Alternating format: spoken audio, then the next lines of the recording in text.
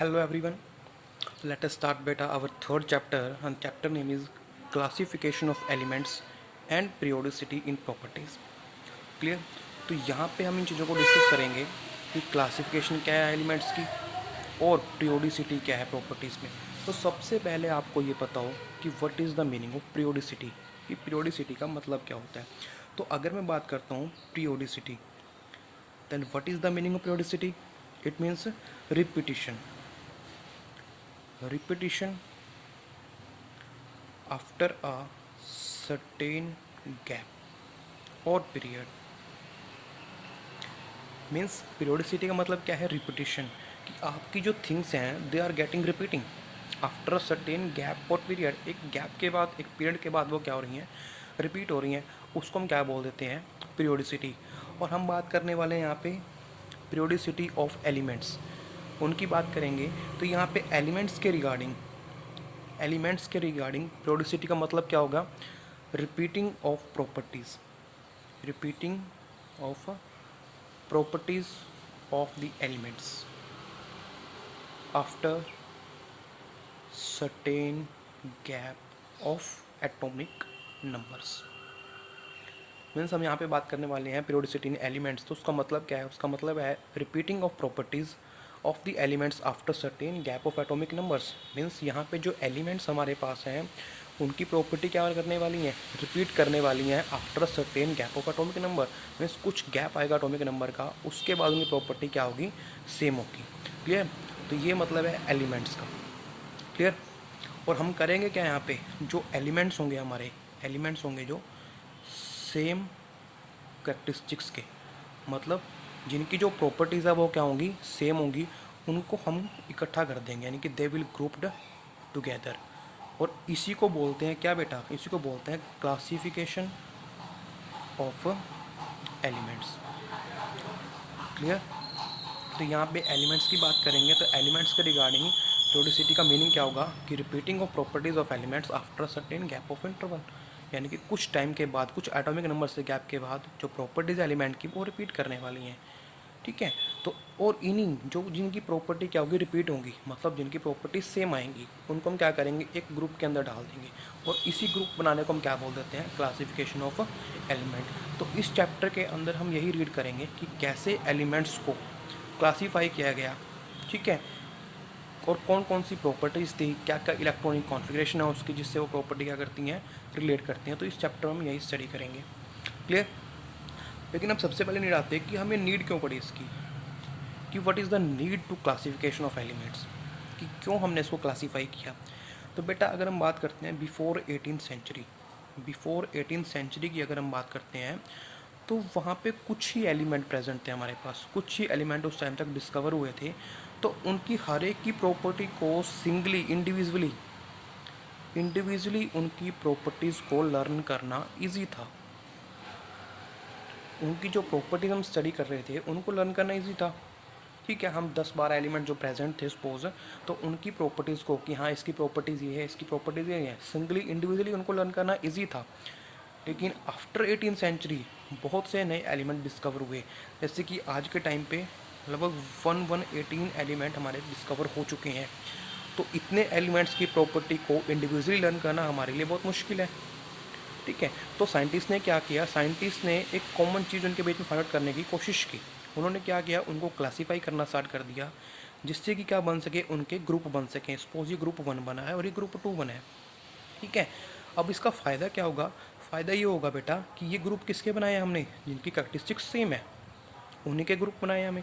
तो अगर हमें इन ग्रुप में से किसी एक एलिमेंट की प्रॉपर्टी को भी पता है, प्रॉपर्टी के बारे में पता है, तो हम सेकंड की प्रेडिक्ट कर सकते हैं कि हाँ इसकी प्रॉपर्टी भी कुछ इसी तरह की है। तभी हमने उनको क्या किया बेटा? ग्रुप में इकट्ठा किया। अगर उनकी कैरेक्टरिस्टिक्स, उनकी प्रॉपर्टीज़ सिमिलर हैं तभी हमने ग्रुप बनाया है ना। तो अब हमें सारे ग्रुप की प्रॉपर्टीज़ को लर्न करने की ज़रूरत नहीं है। हम एक एलिमेंट की प्रॉपर्टीज़ या फिर एक ग्रुप की पर्टिकुलर प्रॉपर्टीज़ को लर्न कर सकते हैं। तो हमें पता चल जाएगा कि जितने भी एलिमेंट इसके अंदर ग्रुप आए हैं वो सारे क्या है? उनकी प्रॉपर्टीज़ वो सिमिलर होगी। तो for the sake of convenience, ताकि हम अच्छे से उनकी प्रॉपर्टी को स्टडी कर सकें, लर्न कर सकें, इसलिए हमें नीड किसकी थी? क्लासीफाई करने की वहाँ पे ज़रूरत पड़ी। क्लियर? तो अब बात करते हैं हम। तो बेटा कुछ साइंटिस्ट आए, हर साइंटिस्ट ने, अलग अलग साइंटिस्ट ने अपने अपने अटैम्प्ट्स किए। तो हम यहाँ पे 2-3 साइंटिस्ट के अटैम्प्ट को पढ़ेंगे जो काफ़ी अच्छे हैं, जो काफ़ी नोटवर्दी थे। तो उनकी एलिमेंट, उनकी जो क्लासिफिकेशन है उनको हम यहाँ पे स्टडी करेंगे। तो सबसे पहले इस रिगार्डिंग में, इसके रिगार्ड जो हमारे पास थ्योरी आई, वो फर्स्ट थ्योरी किसकी थी? वो थी डोवर्नियर की।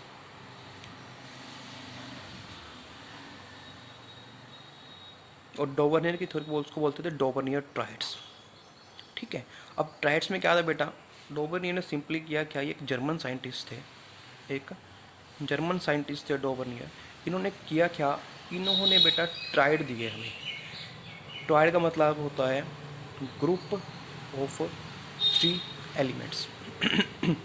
मतलब उन्होंने क्या किया, जितने भी एलिमेंट उस टाइम पे नोन थे, या फिर कुछ एलिमेंट्स को उन्होंने क्या किया, ट्राइड्स में कन्वर्ट कर दिया। मतलब हर एक 3-3 एलिमेंट का उन्होंने ग्रुप बना दिया।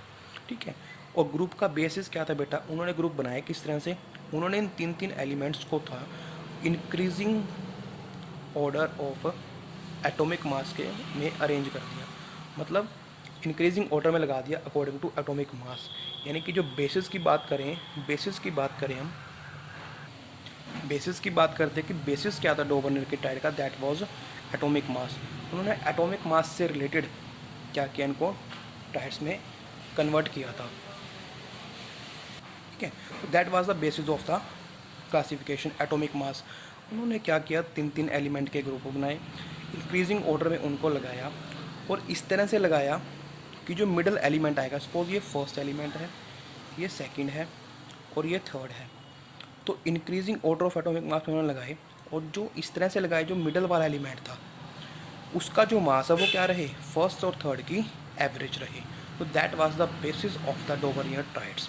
तो let us take an example, आपको अच्छे से क्लियर होगा। तो फर्स्ट ट्राइड तो उनका था, वो था लिथियम, सोडियम और पोटेशियम का। इन तीनों का ट्राइड उन्होंने यहाँ पे बनाया। मतलब इनकी प्रॉपर्टीज़ क्या थी, तीनों की सिमिलर थी। तो उनका था, उन्होंने एटॉमिक मास इंक्रीज़ करने के अकॉर्डिंग उसको क्लासीफाई किया। तो यहाँ पे सोडियम, लिथियम के मास की बात करें, दैट इज़ 6.9, सोडियम का 23 और पोटेशियम का 39। तो मतलब क्या था कि जो एक ट्राइड में एलिमेंट थे उनकी प्रॉपर्टीज़ क्या थी, सभी की सिमिलर थी।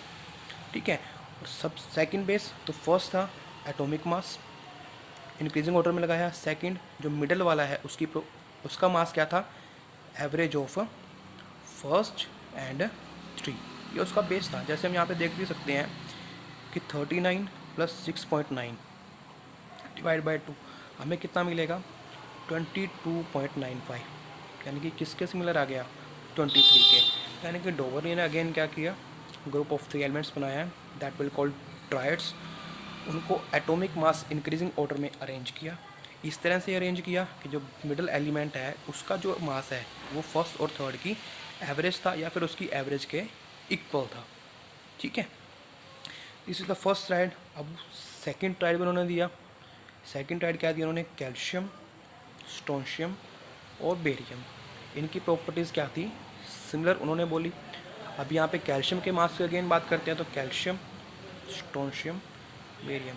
कैल्शियम का मास होता है बेटे 40.1 होता है एग्जैक्ट, तो 87.6 इसका है, एंड 37.3 इनका है। अगेन हम चेक करते हैं तो इन दोनों की एवरेज हमें क्या मिलेगी, 87.6 मिलेगी। क्लियर, यानी कि इनकी एवरेज हमारे पास आएगी 88.7 यूनिट। तो क्या है, जस्ट इसकी एवरेज के इक्वल है। क्लियर। थर्ड टाइड उन्होंने दिया। थर्ड टाइड क्या था आपके पास, क्लोरीन, ब्रोमीन और आयोडीन का था। क्लोरीन, ब्रोमीन, आयोडीन, अगर यहाँ पे बात करते हैं, क्लोरीन का वेट होता है 35.5, बेरियम का है 79.9, आयोडीन का है 126.9। अगेन इनकी एवरेज हम फर्स्ट और थर्ड की निकालते तो हमें क्या मिलेगी, 81.2 मिलती है। जस्ट इसकी एवरेज के इक्वल आता है। That was the Dobereiner triads. Clear. अब इनकी प्रॉपर्टीज़ की बात करें तो जैसे ये प्रॉपर्टीज़ हैं, इन तीनों की प्रॉपर्टीज सिमिलर हैं। कौन कौन सी प्रॉपर्टी, ये मेटल है, मोनोवेलेंट कैटायन है। ठीक है जी। इनकी बात करें, ये भी हमारे पास क्या होती हैं, मेटल्स हैं। ये क्या है आपके पास, डाईवेलेंट कैटायन है। इनकी बात करें तो ये हमारी क्या है, नॉन मेटल्स हैं। क्या है, नॉन मेटल्स हैं। उसके अलावा इनकी वैलेंसी भी कितनी है बेटा, इनकी वैलेंसी 1 है। ठीक है, हाईली रिएक्टिव ये नॉन मेटल्स हैं। क्लियर। तो इस तरह से डोवर्नियर ने इनको ट्राइड्स में क्लासीफाई किया। तो अब बात करते हैं कि इतना करने के बाद लास्ट में क्या आती हैं इसकी लिमिटेशंस आती हैं। क्या आएंगी? लिमिटेशन। बेटा जब भी आप कोई अच्छा काम करने जाओगे आपकी बुराई करने वाले आपको लाखों मिलेंगे। ठीक है। तो यहाँ पे लिमिटेशंस क्या आती हैं इसकी? अब इसकी लिमिटेशन क्या है बेटा? लिमिटेशन इसकी सबसे बड़ी ये आई कि ठीक है इसने क्लासीफाई कर दिया एलिमेंट को और एक अच्छा वे था क्लासीफाई करने का, लेकिन वो जितने भी एलिमेंट थे in not arranged all elements, मतलब जितने एलिमेंट उस टाइम पे प्रेजेंट थे ना वो उन सबको क्लासीफाई नहीं कर पाया था। उसने सिर्फ कुछ ही फ्यू ट्राइड्स उसने हमें दी जो हम ऊपर डिस्कस कर चुके हैं। तो यही कुछ 3 ट्राइड्स थी जो वो दे पाया। ठीक है, that was the limitation of the Dobereiner triads. ठीक है जी। तो यानी कि जितने ट्राइड्स हमें मिली सिर्फ वो उतनी दे पाया, जितने एलिमेंट्स उस टाइम पे प्रेजेंट थे उन सबको वो क्लासीफाई नहीं कर पाया। That was the limitation of Dobereiner triads. लेकिन हमेशा शुरुआत करने वाला बंदा वैसा कैसा होता है? अच्छा होता है। तो उसने शुरुआत की तो उसको फॉलो किया अदर साइंटिस्ट ने, और उसके बाद आता है हमारे पास Newlands law of octaves. Another scientist आया न्यूलैंड, उसने हमें क्या दी? उसने हमें दी ऑक्टेव्स। ऑक्टेव्स मतलब 8। होगा क्या? बेस क्या है इसका बेटा? अगेन इसने भी क्या किया? एटॉमिक मास को बेस बनाया। उसने भी एलिमेंट्स को increasing order of atomic mass arrange किया। और उसका बेस क्या था? उसकी थ्योरी क्या थी बेटा? कि every first and 8th element है जो उनकी प्रॉपर्टीज़ क्या होंगी? सिमिलर होंगी। ये था आपका न्यूलैंड लॉ ऑफ ऑक्टेव कि फर्स्ट और 8th एलिमेंट उनकी प्रॉपर्टीज़ क्या होंगी? सेम होंगी। यानी कि जब आप अरेंज करते हो, when you arrange elements in order of increasing atomic masses, तो there is a repetition of the properties of every 8th element as compare to the given element. मतलब हर फर्स्ट और 8th एलिमेंट की property क्या करेगी? वहाँ पे repeat करेगी, सिमिलर होगी। तो that was the basis of the Newland law of octave. अब आपकी बुक में आप देखोगे बेटा आपको एक टेबल दी गई है, तो मैं सारी टेबल यहाँ पे नहीं बनाऊँगा। ठीक है। जैसे कि फर्स्ट बात करते हैं hydrogen, after that lithium, barium, boron, carbon, nitrogen, oxygen, after that fluorine आता है। इस लाइन में उसने कैल्शियम को लगा दिया, कोबाल्ट एंड निकल को लगा दिया, ब्रोमीन को लगा दिया। ठीक है जी। यहाँ पे उसने सोडियम लगा दिया, पोटेशियम लगाया है, कॉपर एंड, ठीक है जी। तो इस तरह के मैंने कुछ एलिमेंट्स बना लिए बेटा, पूरी टेबल मैंने नहीं बनाई है। तो उसके अकॉर्डिंग क्या था बेटा कि properties of first and 8th element will repeat. यानी कि बात करता हूँ तो 1 2 3 4 5 6 7 8। तो यानी कि हाइड्रोजन और फ्लोरीन की प्रॉपर्टीज़ क्या होंगी? सिमिलर होगी। तो उन्होंने इस तरह के क्या बना दिए बेटा? ग्रुप भी बना दिया, उनको ग्रुप में अरेंज कर दिया। और इस तरह से न्यूलैंड ने 56 एलिमेंट्स को क्या किया था? क्लासीफाई कर दिया था। तो यानी उसने क्या किया? ऐसे ग्रुप बना दिए 7 के बाद। तो बोलता है कि हर फर्स्ट और 8th एलिमेंट की प्रॉपर्टी क्या करेगी? रिपीट करेगी। सिमिलर अगर मैं देखता हूँ यहाँ से first, second, third, fourth, fifth, 6, 7, 8, यानी कि लिथियम और सोडियम की प्रॉपर्टी क्या करेगी? यहाँ पे सिमिलर होगी, रिपीट करेगी। और that was the basis of the Newland law of octaves. ठीक है जी। तो यही सिंपल था उसका बेसिस था कि एवरी 8th, फर्स्ट और 8th एलिमेंट की प्रॉपर्टी क्या करेगी? रिपीट करेगी। क्लियर। तो उसका जो ये मॉडल था बेटा वो म्यूज़िकल नोट्स जो हमारे होते हैं, म्यूज़िकल नोट्स उससे कुछ सिमिलर था, क्योंकि वहाँ पे भी हमारे पास क्या होते हैं बेटा? 7 लेटर्स ही हुआ करते हैं, जैसे सा, रे, का, मा, पा, नी। उसके बाद अगेन क्या करते हैं? यही आइटम आपका यही वर्ड रिपीट होता है। तो यानी कि उसका जो मॉडल था वो म्यूज़िकल नोट्स के सिमिलर था। तो that was interesting way. Clear. तो अब इतना करने के बाद अगेन कौन आएगा? उसकी लिमिटेशंस, क्योंकि कमियाँ निकालने वाले आपको बेटा हर जगह मिलेंगे। ठीक है। लेकिन कुछ लिमिटेशंस भी थी उसकी। तो फर्स्ट लिमिटेशन में बात करता हूँ तो वो क्या थी बेटा? कि उसकी क्लासिफिकेशन थी वो कहाँ तक चली? सिर्फ कैल्शियम तक चली है। कहाँ तक? कैल्शियम तक। यानी कि यहाँ पे बेरिलियम के बाद आपके पास मैग्नीशियम आएगा, कैल्शियम आएगा। यानी कि जो उसकी थ्योरी थी ये कि फर्स्ट और 8th एलिमेंट की प्रॉपर्टी क्या करेंगी? रिपीट करेंगी। वो सिर्फ अप टू कैल्शियम थी, अप टू कैल्शियम। उसके बाद ये प्रॉपर्टी रिपीट नहीं हो रही थी, मतलब उसके बाद उसकी जो लॉ था वो फॉलो नहीं हो रहा था। यानी कि यहाँ सिर्फ कैल्शियम तक, ओनली 28th एलिमेंट था आई थिंक ये, तो 28th एलिमेंट तक या फिर बोले कैल्शियम तक ही वो क्या कर पाई थी, उसकी प्रॉपर्टी फॉलो कर पाई थी, लॉ उसका ओबे कर पाई थी। उसके बाद के जो एलिमेंट थे वो उस लॉ को ओबे नहीं कर रहे थे। ठीक है, फर्स्ट। सेकंड क्या थी, सेकंड प्रॉपर्टी क्या थी कि उसने जो ग्रुपिंग की एलिमेंट्स की, वो ग्रुपिंग भी उससे सही नहीं हो पाई। मतलब ठीक है कि जो ग्रुपिंग थी वो अच्छे से नहीं कर पाया, या फिर बोल दें ये इसी के अंदर हम उसको फॉलो कर सकते हैं।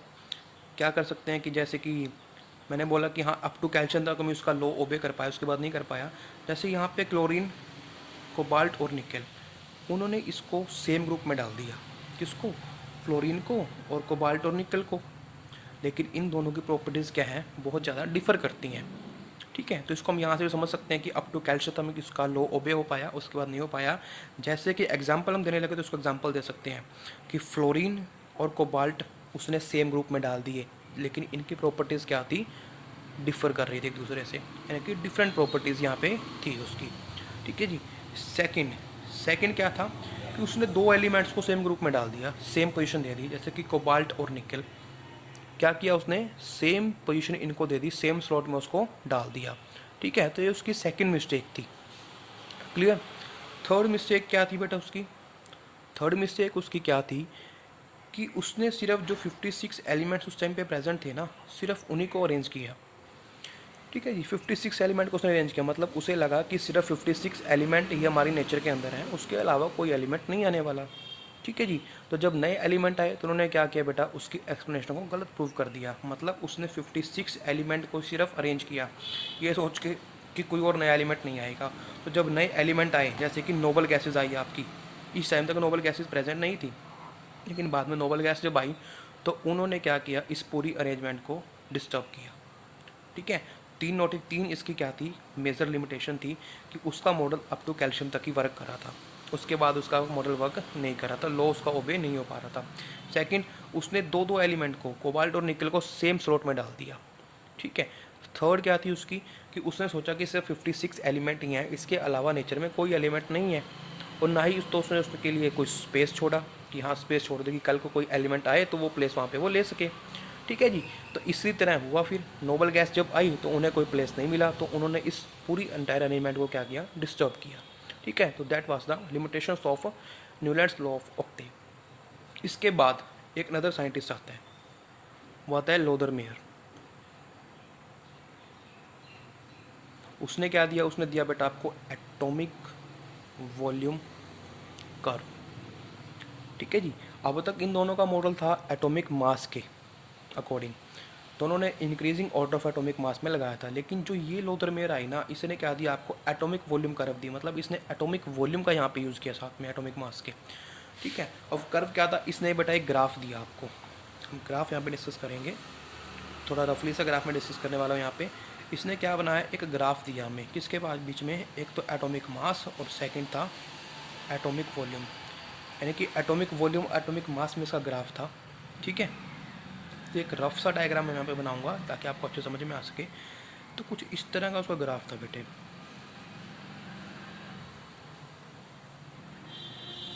मतलब मैं आपको पॉइंट्स क्लियर कर दूंगा यहाँ से, ग्राफ मेरा एग्जैक्ट नहीं बनेगा।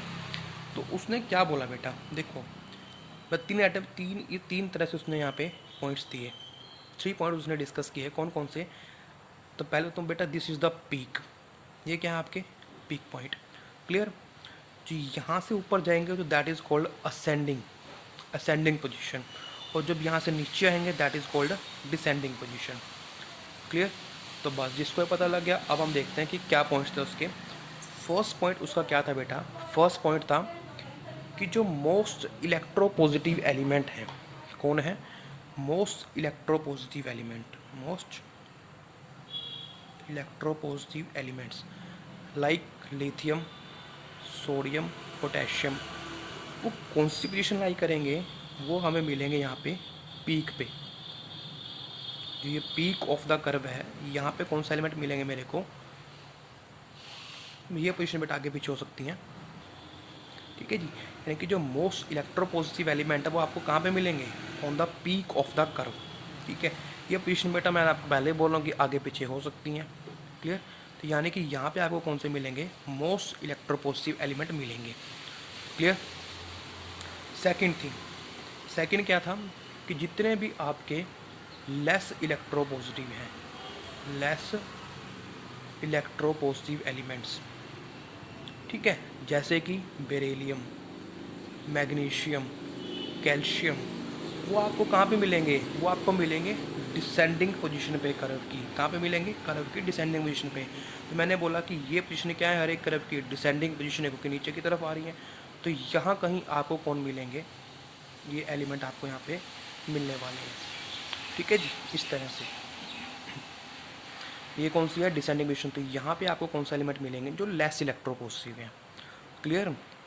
उसके बाद थर्ड पॉइंट क्या था उसका, तो थर्ड पॉइंट क्या था कि जो आपके मोस्ट